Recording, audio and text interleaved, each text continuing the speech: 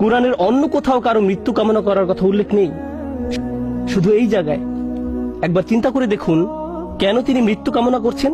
আল্লাহ আজ্জা ওয়া জাল্লা স্বীকার করছেন যে কখনো কখনো মানুষ এমন কঠিন মানসিক আঘাতে জর্জরিত হবে যে মৃত্যু কামনা করে বসবে। এমন পরিস্থিতিতেও মানুষ পড়বে। ঠিক এমনই এক চরম পরিস্থিতিতে তিনি পড়ে গেলেন, আর আল্লাহ এটা স্বীকার করলেন। ইয়া লাইতানি মিত্তু ক্বাবলা হাযা। আমি এটা পড়ার পর প্রচন্ড ধাক্কা খেলাম। কিভাবে তিনি এমন কথা বলতে পারলেন? জানেন তো, আমাদের রাসূলুল্লাহ সাল্লাল্লাহু আলাইহি ওয়াসাল্লাম বলেছেন, লা ইয়াতামান্নায়ান্না আহাদুকুমুল মাউতা। তোমাদের কেউ যেন মৃত্যুর আকাঙ্ক্ষা না করো। তোমাদের মৃত্যু কামনা করা উচিত নয়। কেউ কখনো সহজে মৃত্যু কামনা করে না, কিন্তু তিনি এখানে মৃত্যু কামনা করছেন কেন?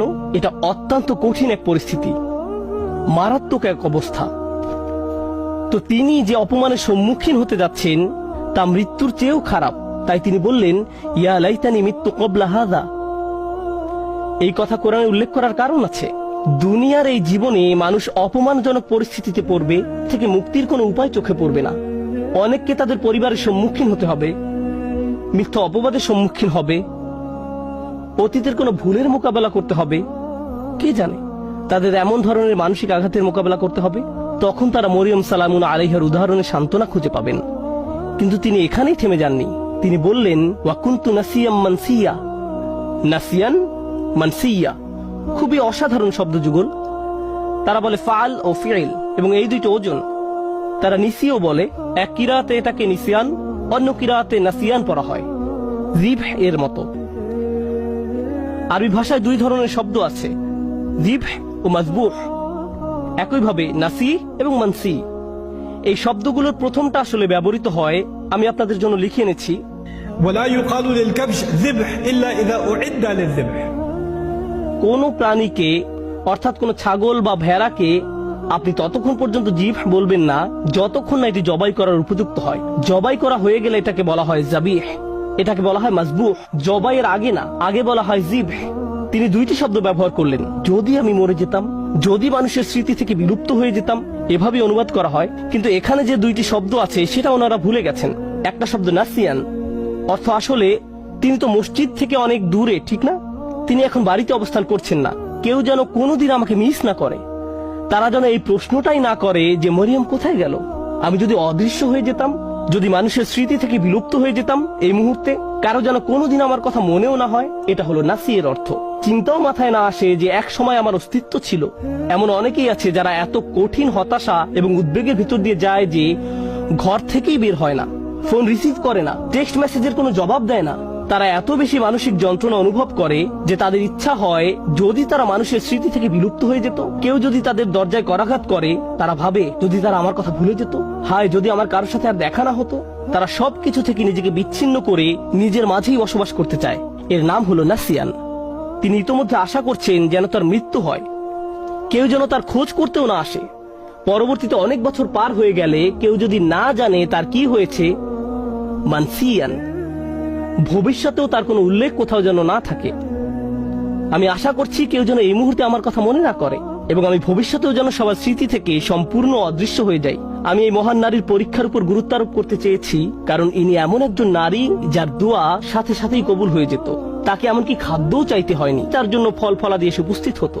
আর আল্লাহ তাকে এমন পরিস্থিতিতে ফেললেন, আল্লাহ তাকে এমন পরীক্ষায় ফেললেন, এই জন্য না যে আল্লাহ তাকে ঘৃণা করেন, এই জন্য না যে আল্লাহ তার কথা ভুলে গেছেন, এই জন্য না যে আল্লাহ তাকে অপমানিত করতে চান। শেষে দেখা যায় যে এই সমস্ত কিছুর মাধ্যমে আল্লাহ আসলে তাকে সম্মানিত করলেন।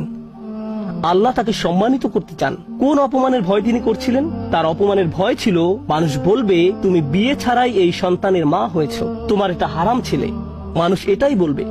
আর জানেন তো বাচ্চার নাম কি ছিল? তার নাম ছিল ঈসা। কোরআনে কোন নবীর নামের সাথে তার পিতা বা মাতার নাম উল্লেখ করা হয়নি।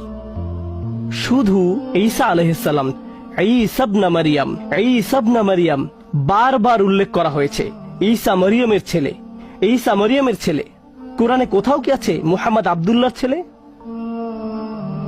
কোথাও কি পান ইয়াকুব ইসহাকের ছেলে, ইসহাক ইব্রাহিমের ছেলে, ইউসুফ ইয়াকুবের ছেলে? পেয়েছেন কখনো? না। অনেকবার আল্লাহ এই রাসূলকে যখনই সম্মানিত করেছেন, সাথে সাথে তার মাকেও সম্মানিত করেছেন, তার মাকেও সম্মানিত করেছেন। প্রসঙ্গত বিষয়টা গুরুত্বপূর্ণ। আরবরা যখন ইবনে বলে বা এমনকি সেমেটিক মানুষরা যখন ইবন বলে, ঠিক পরেই তারা পিতার নাম উল্লেখ করে। তারা পিতার নাম বলে। আপনার নামের শেষাংশ আসে পিতার কাছ থেকে। আল্লাহ এই সাধারণ নিয়মের বাহিরে গিয়ে মানুষকে মনে করিয়ে দিয়েছেন যে তার কোনো পিতা নেই, আর আমি সাধারণ নিয়মের বাহিরে গিয়ে এই মাকে সম্মান দেখাবো। ঈসা ইবনে মারিয়াম। প্রতিবার আল্লাহ এই অপমানের কথা উল্লেখ করেছেন অন্য কারণে। আর এই বিষয়টা বলেই আমি আমার খুতবার সমাপ্তি টানছি। কখনো কখনো আপনার কষ্ট অন্য মানুষের মুক্তির কারণে পরিণত হবে। আপনি সমস্যায় পড়েছেন কারণ এটা আপনার থেকেও বড় কোনো উদ্দেশ্য সাধন করবে, তখন তাদের জন্য সাদাকায়ে জারিয়ায় পরিণত হবেন। আপনার কারণে তারা ভালো কিছু অর্জন করবে। মারিয়াম সালামুন আলাইহার এই কষ্ট থেকে প্রতিবার যখন কোনো নারী অপমানিত হয়, প্রতিবার যখন কোনো নারী অপবাদের শিকার হবে, প্রতিবার যখন কোনো নারী কামনা করবে যদি সে মরে যেত পরিস্থিতির মুখোমুখি হওয়ার চেয়ে, তখন সে মরিয়ম সালামুন আলাইহার কষ্টের মাঝে নিজের সান্ত্বনা খুঁজে পাবেন। আর যখনই কোনো নারী সান্ত্বনা খুঁজে পাবে, মরিয়ম সালামুন আলাইহার মর্যাদা এতে আবারও বেড়ে যাবে। সুবহানাল্লাহ। আমাদের দোয়ার মাধ্যমে আমরা আল্লাহর সাথে সংযোগ স্থাপন করি। আমাদের দোয়া এমন কিছু নয় যার মাধ্যমে এই দুনিয়া জান্নাতে পরিণত হবে। পৃথিবীর এই জীবনে পরীক্ষা থাকবেই। আমাদের চেয়ে বহুগুণে উত্তম মানুষদের জীবনে সমস্যা ছিল, আর এটা ঠিক আছে। লাকাদ খলাকনাল ইনসানা ফি কাবাদ। আমি মানুষকে সৃষ্টি করেছি অত্যন্ত কষ্ট ও শ্রমের মাঝে। কষ্ট ক্লেশ জীবনেরই অংশ। দুয়ার উদ্দেশ্য হলো আমাকে আপনাকে এই কষ্টগুলো মোকাবেলায় সাহায্য করা। আর কখনো ভুলে যাবেন না যে আল্লাহ আমাদের সাথে আছেন। আল্লাহ আজ্জা জাল্লাহ আমাদের সেসব মানুষদের অন্তর্ভুক্ত হওয়া থেকে রক্ষা করুন যারা ঈমান হারিয়ে ফেলে। আল্লাহ আজ্জা জাল্লাহ আমাদের মর্যাদা দান করুন এবং আমাদের এই কথা স্মরণে রাখতে সাহায্য করুন যে মানুষ আপনাকে অপমানিত করতে চাইবে যেভাবে তারা মরিয়ম সালামুন আলাইহাকে অপমান করেছিল।